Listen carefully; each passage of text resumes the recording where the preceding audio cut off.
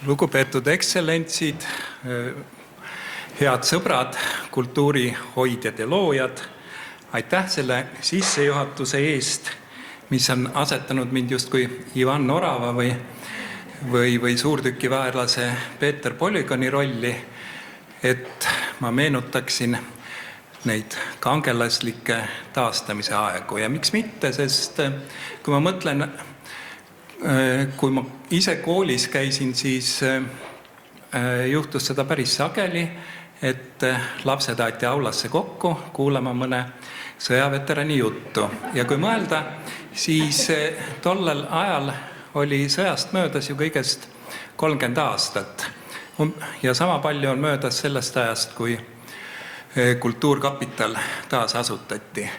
Oli see vast aeg täis kirgi, visioone, hullust ja isiksusi. Paljud asjad, mis praeguse kulka puhul on enesestmõistetavad, ei olnud seda toona üldse.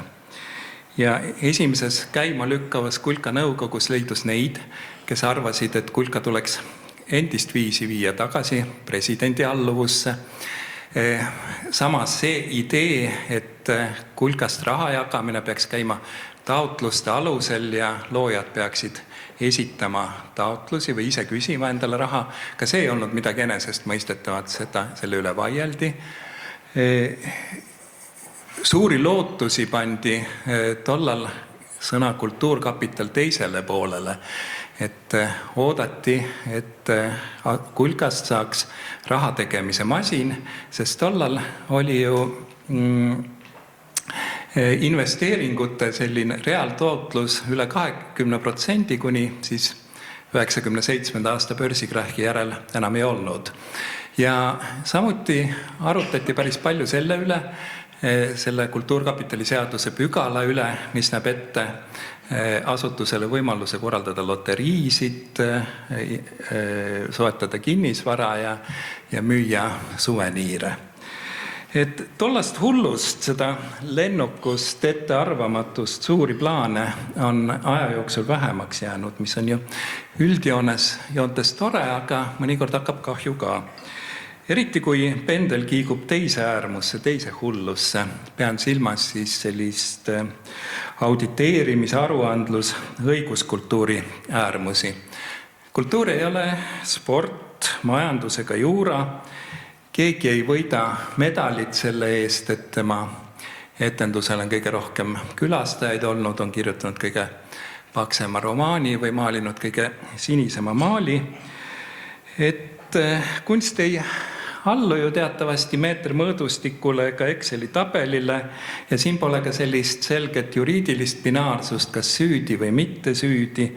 Kultuuri võib üritada hinnata tiraažides, külastajanumbrites ja mitmesuguste relevantsusskaalade peal, aga me saame ikkagi kõik aru, et see pole see. Sellepärast peavadki Kultuurkapitali eksperdid saama lähtuda oma maitsest. Jah, subjektiivsest maitsest, just sellest, mida sageli peljatakse või püütakse varjata objektiivsete kriteeriumite illusiooni taha. Kui pole enam julgust või jultumust öelda, see mulle meeldib, sest see on parem ja väärib teistest rohkem raha, siis on midagi valesti. Maitse ei ole midagi päris meelevaldset.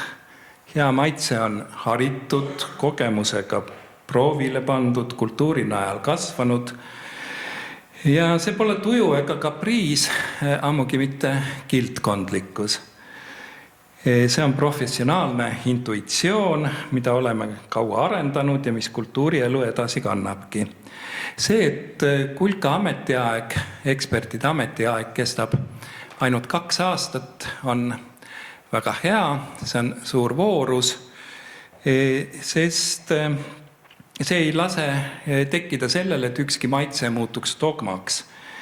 Kui ükskord otsustab üks sihtkapitali enamus, et tuleb toetada avangardi, siis 2 aasta pärast läheb see mööda ja tuleb järgmine seltskond, kes leiab, et võib-olla peaks toetama traditsioonilisust. Ja nii peabki olema, see on pendel, mis hoiab kultuurielu liikumises. Pealegi ma mäletan oma kogemusest, et 3. ametiajal kipub otsustajatesse juba tekkima teatud annus väsimust ja küünilisust. Kulka eksperdid, neidki, eks ole, praegu teie hulgas on, teie ülesanne ei pea olla kõikidele meele järele, teie ülesanne on teha valikuid.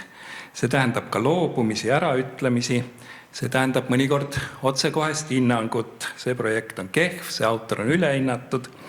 Seepärast kutsen teid üles, ärge kartke diskrimineerida selle sõna algupärases tähenduses, teha vahet hea ja halva vahel. Julgege eelistada suurepärasust keskpärasele. Selle jaoks üks konkreetne näide või näpunäide. Enamus otsustused on alati paremad kui konsensuslikud. Korraldage rohkem hääletusi, ärge püüelge alati üksmeele poole.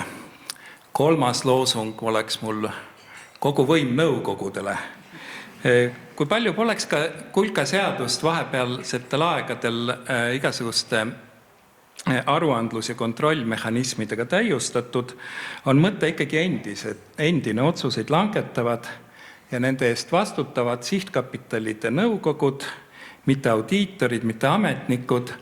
Ja oluline on ka see, et selle loosungi juures kogu võim nõukogudele, et tegelikult kunstid ei ole vennad, et see, mis kehtib ühe kunstiala puhul, ei kehti teisel puhul ja kui kuskil on mingi kriis ja probleem, siis seda ei tuleks lahendada kogu kultuurkapitali peal, vaid selle vastava eriala juures. Nii et võib-olla ka minu praegused näpunäited kehtivad rohkem nende valdkondadega, kus ma ise ennast pädevana tunnen. Nii et ärge suruge Kulkas aega teenides alla oma sellist sisemist anarhisti.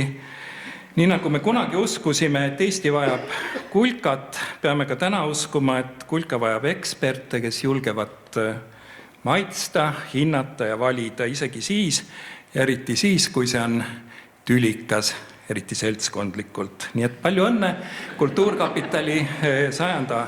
sünnipäeval. Ärgem laskedel muutuda kuluridade tabeliks, hoidkem teda elusana, subjektiivsena, inimlikuna. Aitäh ja maitserikast õhtusööki!